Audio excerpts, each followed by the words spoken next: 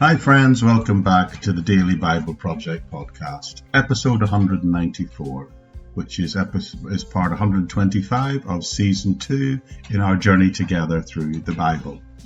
If you want, you can go right back to the beginning of season 1, and there's 66 short episodes which give a short overview of each and every book of our Bible. Or if you prefer and you're dropping in now, halfway through Genesis, you can drop in at the beginning of season 2, where we work chapter by chapter, verse by verse, through the whole book of Genesis. And hopefully in the future, if the Lord gives time, we'll eventually get through the whole Bible together. And what an amazing journey that will be.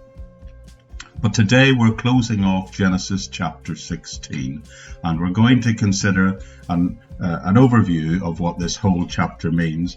And for that, I'm primarily going to use the interpretation that the Apostle Paul himself gave of this passage. So, to summarize, we've seen that Abraham has had a child by sleeping with his Egyptian maidservant Hagar, and that's been a rather interesting and unusual story. But I'd like to talk about the rather unique way in which the New Testament deals with and interprets this story for that.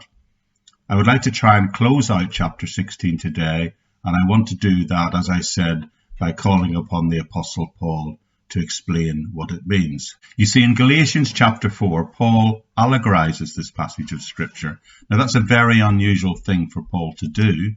Now, let me explain what I mean by this and why that this is so important. One method of biblical interpretation, which is very favoured amongst many, is referred to the literal method of interpretation. It says you should always take the Bible at face value. If it's talking, in this occasion, if it's talking about Sarah, it means Sarah, and if it says Hagar, it just means this person called Hagar, who historically lived. Now, these people did actually live, and what they did in this chapter and what we see in this chapter did actually take place. And the literal interpretation of Scripture is, of course, right and proper, and it should always be the first point of call for anybody who wishes or believes themselves to be a Christian. But on certain occasions, the Bible can also be interpreted in other ways.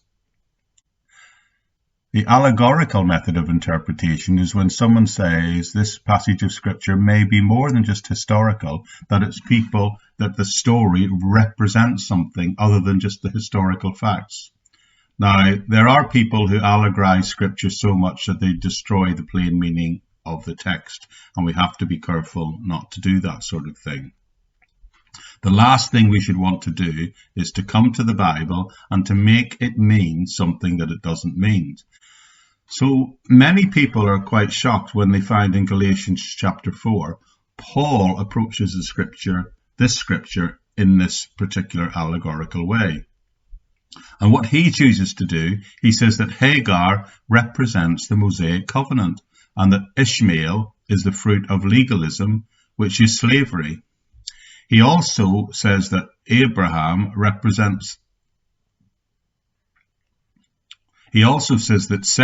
represents the Abrahamic covenant, and that Isaac, who will be introduced later, is the fruit of that covenant, representing those who are born free of the law and those of us who can flourish under grace. But he also points out the fact that the children of the flesh will always persecute the children of the promise. And that's Paul's allegory in Galatians chapter 4. Every other time Paul refers to the Old Testament, he pretty much takes it literally, and he doesn't allegorize it anywhere else except in this passage in Galatians 4. The other thing I would like to say is that Paul does not say that the passage itself is an allegory. There's an important distinction here. The Greek phrase that he uses saying this passage being allegorized, so he doesn't say the passage itself is an allegory. He says that in order to get his point across, on this occasion to rather thick-headed people in the church in Galatia, he is writing to them and he's going to allegorize this passage in order to make his point. Now, some people misunderstand this passage by overanalyzing the symbolic aspect of it. But Paul is not saying that the passage itself is primarily an allegory, but he's saying, I'm going to take this passage and allegorize it to make my point. Okay, let's get back to the Genesis chapter 16 and summarize what the actual story is. So the story, if you remember, began with Sarah being barren, and then how she took matters into her own hands, which didn't solve anything because it was only seen to cause complications and conflicts. And then the story ends with Sarah still barren, so nothing solved there, and her great idea of bringing Hagar into the equation hasn't really solved the problem, has it? And the relationship at the end of the chapter between Sarah and Hagar is not even seen to be resolved. So it's all a bit of a mess. So what's the spiritual principle here? What is being taught here? Well, I believe that the big picture is trying to tell us that resorting to worldly solutions rather than waiting on God to provide answers will always create problems. This story shows that human failure creates a mess, but the story also illustrates that that same human failure will not frustrate God's plans. God said, I'm going to use these children for my purpose. So as a result of Sarah's idea, Ishmael is born, and he gives birth to the Arab nations. And just as God predicted, the Arabs have been in conflict with the Jews ever since.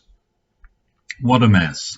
And all because one couple did not trust the Lord, and they did not wait upon the Lord for the fulfillment of the promise that he'd made. They did not wait for him to do that which God said he would do. So one of the great lessons I think we can all take from situations like this is don't try and take these situations into your own hands and think you can solve them. The best plan is always to wait on the Lord and let him solve the problem. Now, in contrast, Hagar in this passage, of all people, is seen as the one in this situation who calls upon the name of the Lord. She cries out to God, which is what Sarah should have done in the first place. This tells me that when we call on the Lord, no matter who we are, the Lord hears our plea and sees our plight and cares about us. God cares about you. That's the big picture here. He hears our prayers and he sees any situation that we're in. And he cares about us even when that situation is not our fault, or when it's partly our fault, or even when it's completely our fault. So friends, given the fact that you and I are just sinful human beings, and that means that a catastrophe might be waiting just around the corner, or that at any point one of life's tragedies may strike, then the question that should raise from this passage is, what can we do to strengthen ourselves, to fortify ourselves against such eventualities? Well, this tells me that we should remember that the Lord knows, and that the Lord sees everything, and that the Lord cares. So my prayer is that we are all able to leave chapter 16, knowing that the Lord knows more about the situation that you currently find yourself in than you do, right? And he cares about it more than you, and in a deeper, insightful way, more so than you. And that he's going to work his purposes out even in the midst of any mess you might be in, even if that mess is of your own creation. Remember the Lord sees, remember the Lord hears, and remember the Lord cares. And also that at the right time the Lord will intervene to bring about his plan and his purpose in your life. And that, I believe, is the message of Genesis chapter 16. Well, that's it.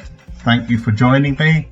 And next time we'll gather together and we'll pick up the text and we'll begin to look at Genesis chapter 17.